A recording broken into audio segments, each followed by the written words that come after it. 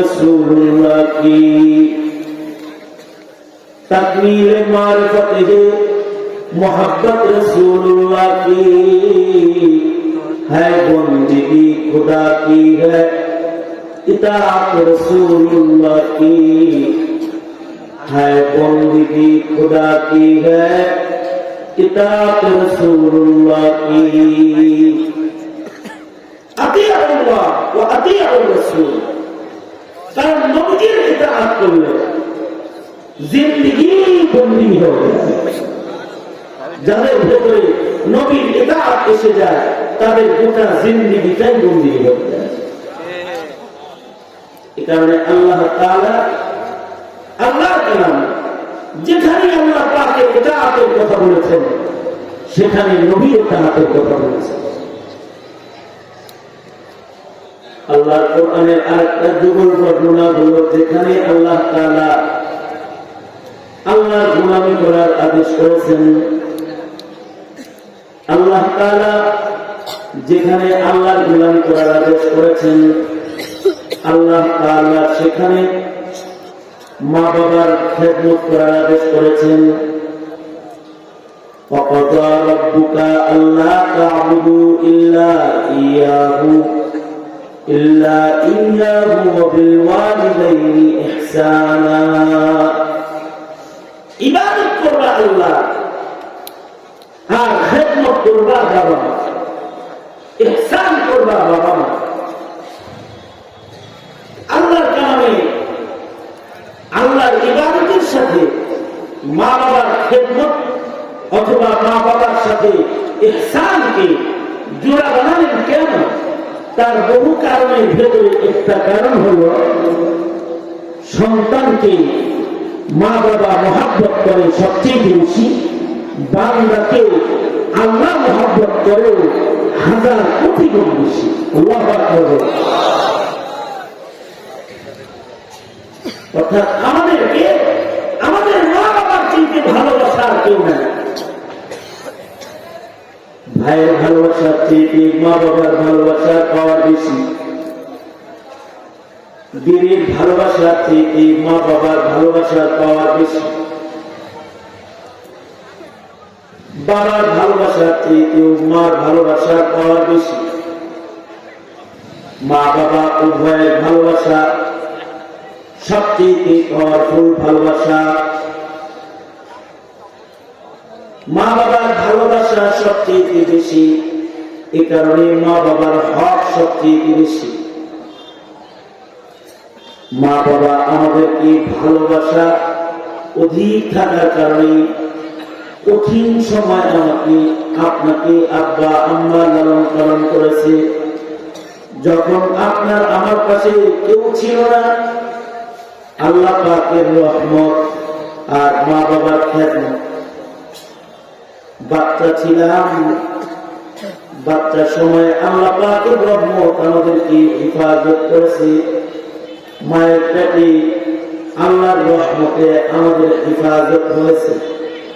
আল্লাহর ভালোবাসায় মায়ের পেট থেকে আমরা দুনিয়ার এই জগতে এসেছি। আল্লাহর ভালোবাসায় ছোট্ট বদনে শ্বাস প্রশ্বাস দেহের সকল অঙ্গ প্রত্যঙ্গ আল্লাহ তাআলার রহমত দিয়ে সকল রেখেছেন। আল্লাহ তাআলা ভালোবাসা দিয়ে বান্দাকে লালন পালন করেছেন। আর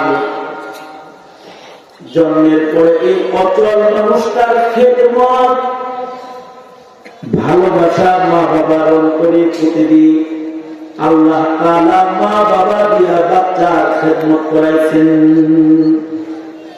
এ কারণে আল্লাহ তাআলা বলেন খেদমত করবা মা বাবা আর ইবাদত করবা আমার।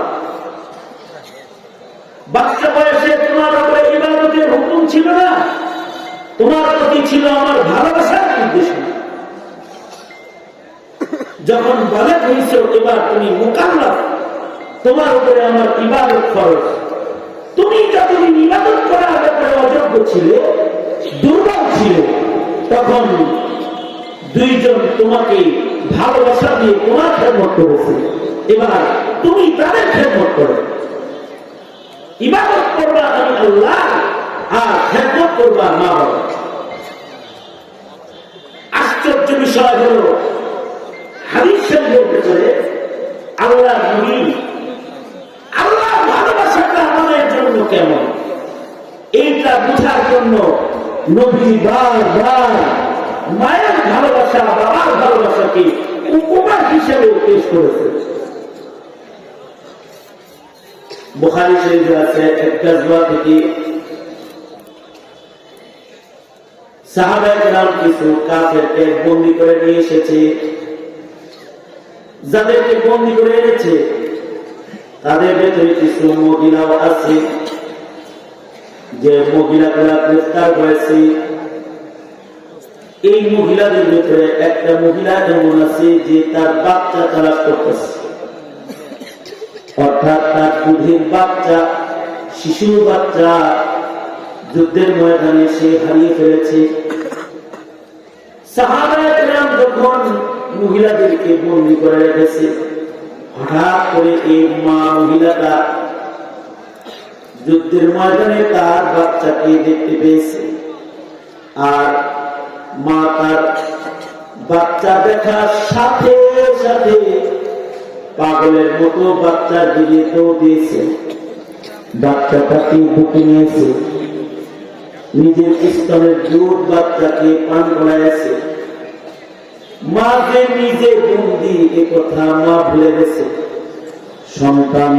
সন্তানকে আদর যত্ন করে খানা খাওয়াচ্ছে, বুকে লইতেছে, আদর করতেছে।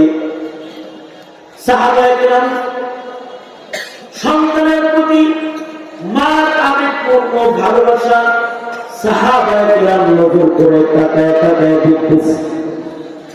আল্লাহ রাসূল সাল্লাল্লাহু আলাইহি ওয়াসাল্লাম নিজেও মায়ের ভালোবাসা দেখতেছে। এক পর্যায়ে আল্লাহ রাসূল বলেন, সাহাবীরা মায়ের তার বাচ্চার প্রতি ভালোবাসা যতগুণ আছে, মা তার সন্তানকে যতটুকু আবেগ দিয়ে ভালোবাসে, তার চেয়ে কোটি কোটি গুণ বেশি আবেগ আর ভালোবাসা আল্লাহর পক্ষ থেকে তার বান্দার উপরে আছে।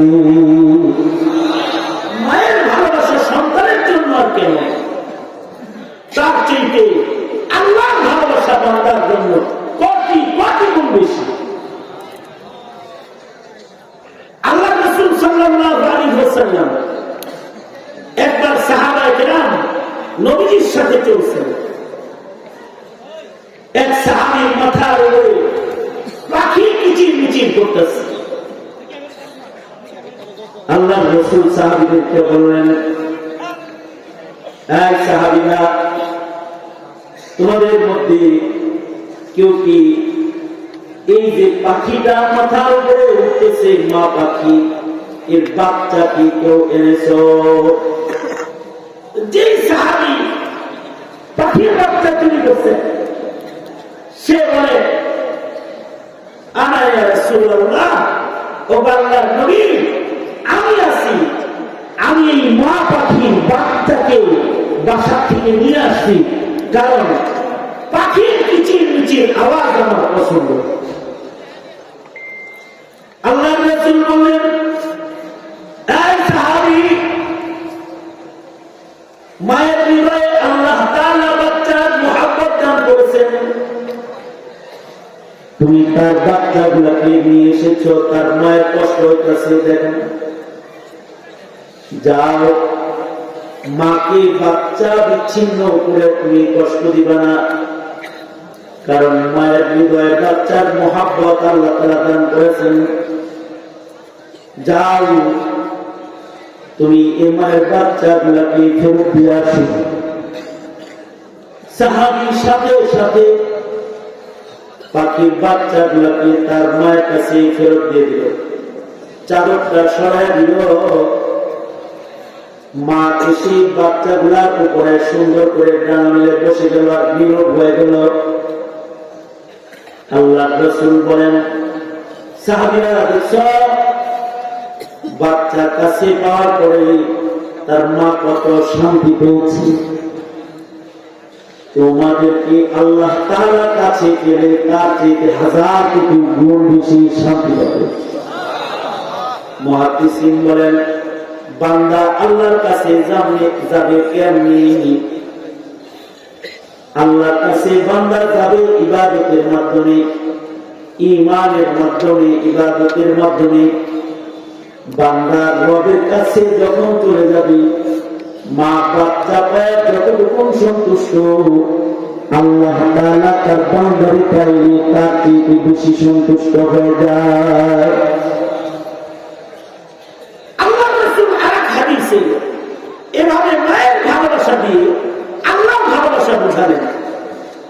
সাহাবায়ে কেরাম একবার যুদ্ধের ময়দান থেকে এক গাজওয়া থেকে ফেরত আসতেছেন। আল্লাহ রাসূল নিজের সাথে আছেন।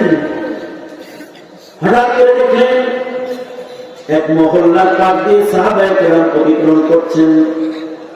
হঠাৎ করে দেখলেন যে এই মহল্লার একটা মহিলা চুলা জ্বালাইছে, রান্না করতেছে। এই যুগের চুলা তো, এই যুগের চুলা তো ডিজিটাল চুলা, আগুন ছড়ায় না। এমনকি লাকড়ির চুলাকেও মানুষ এখন ইঞ্জিনিয়ার দিয়ে বানায়, যেন তার থেকে ধোঁয়া না ছড়ায়, যেন চুলার আগুন বাইরে চলে না আসে। ডিজিটাল চুলা এখন আমাদের বিভিন্ন মাদ্রাসাগুলোতে লাকড়ির চুলা ইঞ্জিনিয়ার দিয়ে বানানো হয়। লাকড়ির চুলা, আমি আপনাকে দেখতেছি, আমি অন্য হুজুর না লাগেছে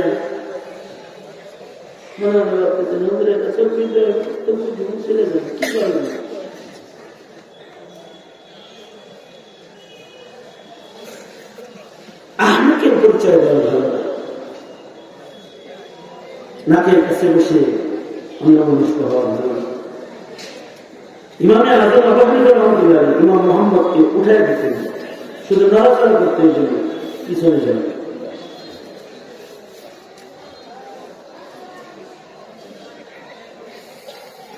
এখনকার চুলা, আমাদের মাদ্রাসাগুলোতে যে চুলা বানায় লাকড়ির চুলা, এটা ইঞ্জিনিয়ার দিয়ে বানায়।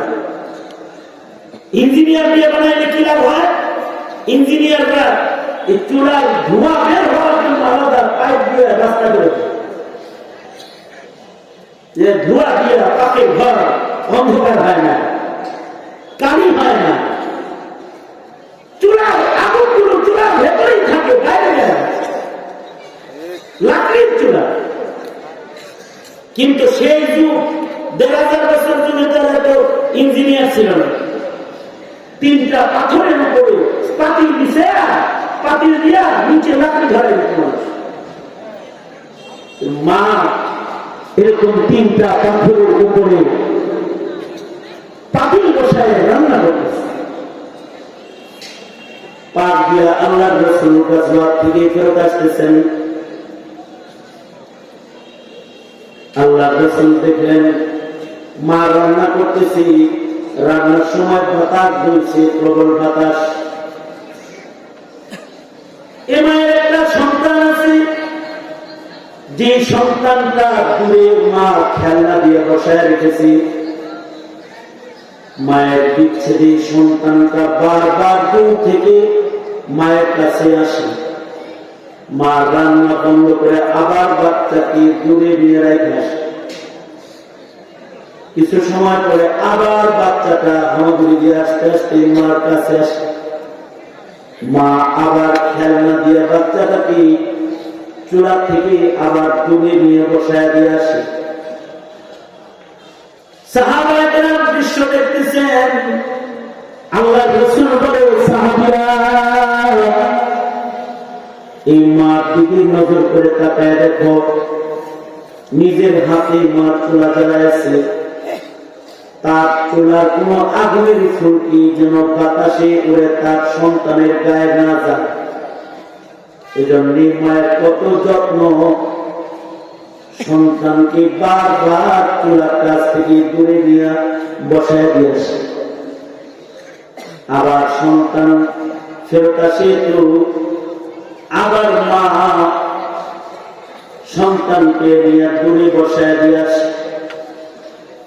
কেন এমন করে?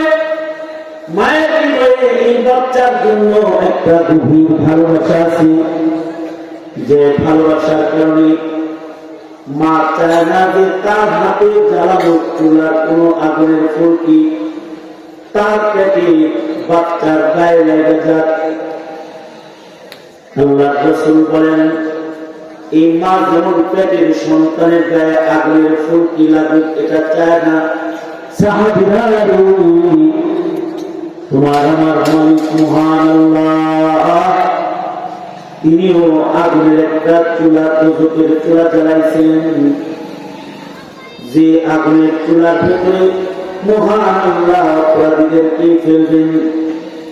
আল্লাহ তাআলা কঠিন কালেও চান না আল্লাহ পাকের ওয়াহদানিয়তের উপরে বিশ্বাসকারী কোন মুমিন, আল্লাহর কোন বান্দা যে আল্লাহ পাকের রুবুবিয়তের স্বীকৃতি প্রদান করেছে, এমন কোন বান্দা আল্লাহর জ্বালানো চুলার আগুনের ফুলকি আল্লাহর মাহবুব বান্দার গায়ে লেগে যাতে